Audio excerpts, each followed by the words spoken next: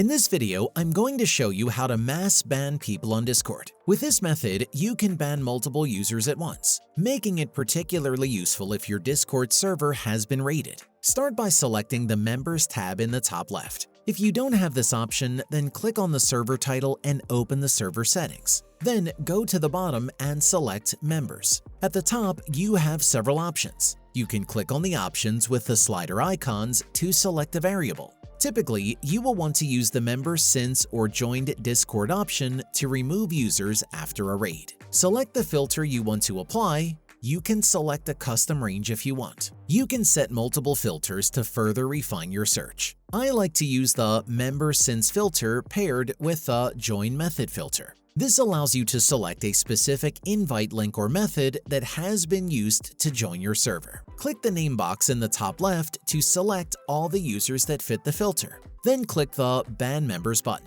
Give a reason for the ban, then choose a delete message history timeframe. I typically use 7 days to ensure all messages have been removed. Click the Ban button. You will now be able to mass ban people on Discord. Consider liking the video if you found it helpful.